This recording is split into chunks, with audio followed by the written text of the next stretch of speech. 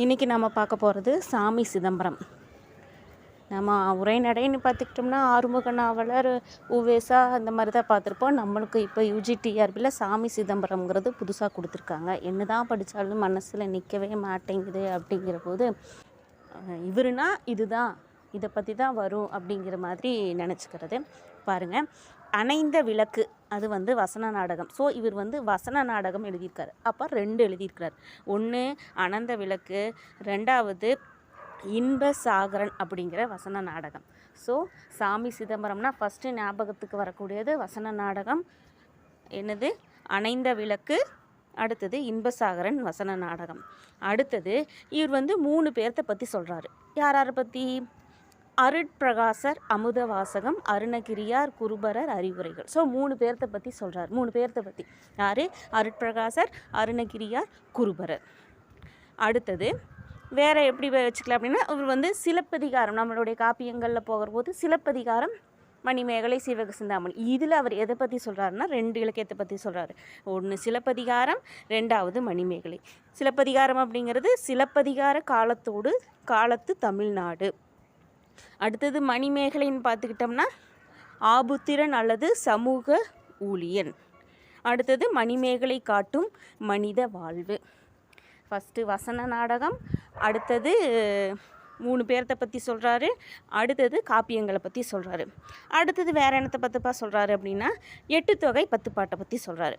8 தொகைன்னு பார்க்குற போது எதில் வருது அப்படின்னா 8 தொகையும் தமிழர் பண்பாடும், 10 பாட்டுன்னு பார்க்குற போது 10 பாட்டும் பண்டை தமிழரும். ஸோ 8 தொகை 10 பாட்டை பற்றி சொல்கிறாரு. வேறு என்ன சொல்கிறாரு அப்படின்னு பார்த்துக்கிட்டோம்னா சித்தரை பற்றி சொல்கிறாரு. சித்தர்கள் கண்ட விஞ்ஞானம் தத்துவம், சித்தர்களை பற்றி சொல்கிறாரு. வேறு என்ன சொல்கிறாரு அப்படின்னா இலக்கியத்தை பற்றி சொல்கிறாருப்பா. இலக்கிய சோலை, இலக்கிய நுழைவாயில், இலக்கியம் என்றால் என்ன அப்படின்னு சொல்கிறாரு. இலக்கியத்தை பற்றி சொல்கிறாரு. இப்போ ஃபஸ்ட்லேருந்து பார்த்துக்கிட்டோம்னா வசன நாடகம், அப்புறம் 3 பேர்த்த பற்றி சொல்கிறாங்க, அப்புறம் காப்பியங்களை பற்றி சொல்கிறாங்க, அடுத்தது 8 தொகை 10 பாட்டை பற்றி சொல்கிறாங்க, அடுத்தது இலக்கியத்தை பற்றி சொல்கிறாங்க, அடுத்தது என்னென்னு பார்த்துக்கிட்டோம்னா தமிழர்கள் அதை பற்றி பார்த்துக்கிட்டோம்னா தொல்காப்பிய தமிழர்னு சொல்கிறாரு.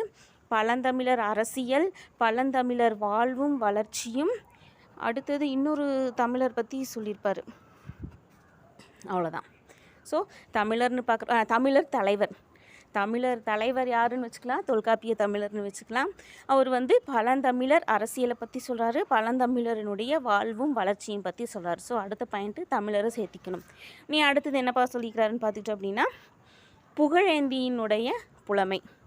அடுத்து தனியாக ஒன்று வருது, புகழேந்தியினுடைய புலமை. இன்னொன்று அவ்வளோதான், வேறு தனியாக வர்றது புகழேந்தியினுடைய புலமை. இதோட கற்பரசியார், நலாயினி வெண்பா, இதில் புகழேந்தி, நலாயினி, இந்த 2. அடுத்தது வள்ளலார் பற்றி சொல்கிறார். வடலூரார் வாய்மொழி, வளரும் தமிழ், வள்ளலார் கூறும் வாழ்க்கை நெறி.